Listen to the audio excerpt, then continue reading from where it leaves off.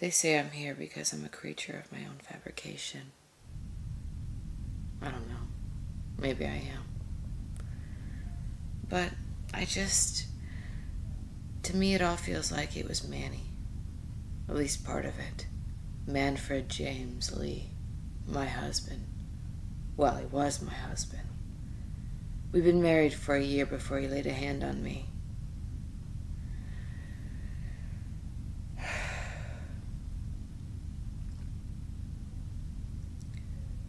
Before Manny, I chased all the bad boys in high school. Had a woman's body by age 12, and it didn't make things easy. Or maybe it did. Too easy? I don't know. I was a bad girl. Smoked between classes, got high on the weekends, told Mom and my stepdad they were fucking assholes, and then stayed out all night. But after high school, I thought I learned my lesson. Stopped running with all those bad boy high school losers who were nothing more than angry man boys. I even went to church. Me. I know, right? 21st century Mary Magdalene in the third pew on the left. Church. It's even where I met Manny. He was an usher at the weekend services and the church groundskeeper during the week. He was so kind when we were dating. Dinners, movies, camping trips. We both loved camping. On my birthday that year, he even washed my feet. Said he was doing it to show me how much he worshipped me. You know, like Jesus and the poor. Said I was his princess, his queen, his angel. I mean, here was a man who was willing to wash my fucking feet, right? Shows you how much I know. Or how good Manny was at hiding his shit.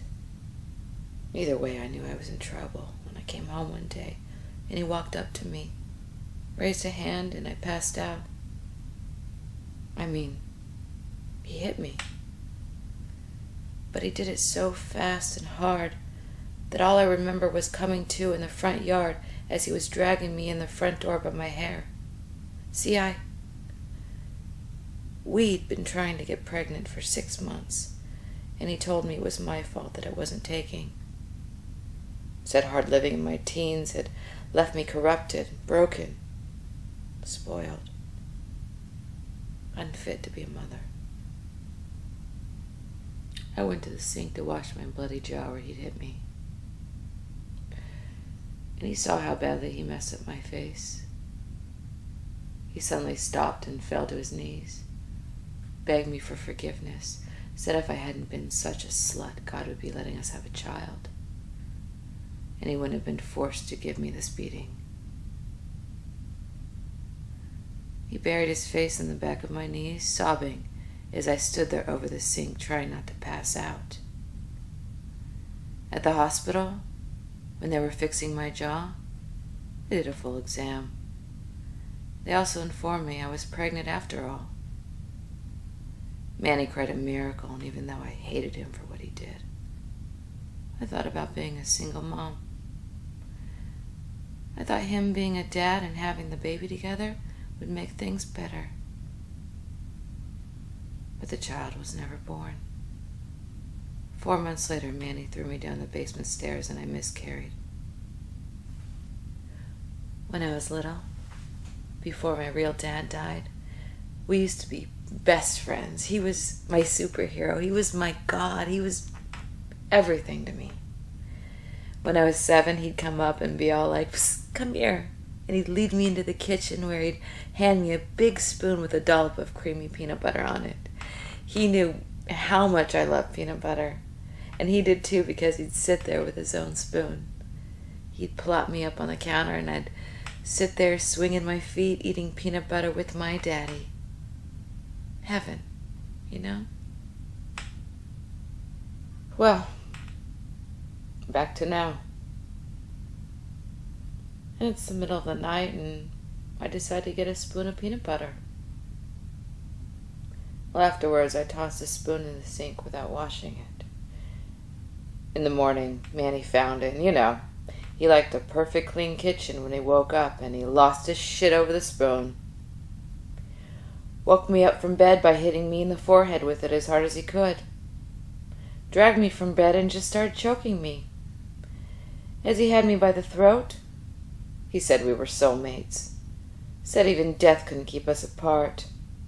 It was the first time I was scared, like I realized that if I passed out, I was going to die. So I fought him back with everything I had. I was doing okay till he flipped me over on my stomach and was going to rape some sense into me. That's when I found that my hand had landed on the spoon, which was on the floor. Finally, a weapon. Like a gift from the past. Like a gift from Daddy. It was a sign from God, I thought. A sign that there is comfort. There is joy, and all I have to do is take it. So I spun around and I shoved that spoon into his eye as hard as I could. I felt the eye pop, and I felt the sides of the metal spoon scraping against the bones of his eye socket as I buried it into his brain as hard as I could. Manny didn't die right away. It took a few hours. And the whole time he laid there groaning and begging. I just laid there, watching him go. And when he finally did, it felt so good. I was free. Judge didn't see it that way, though.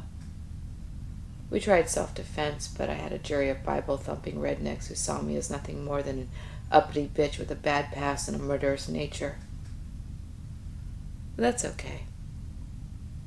I may be in prison, but for the first time in my life, I'm free.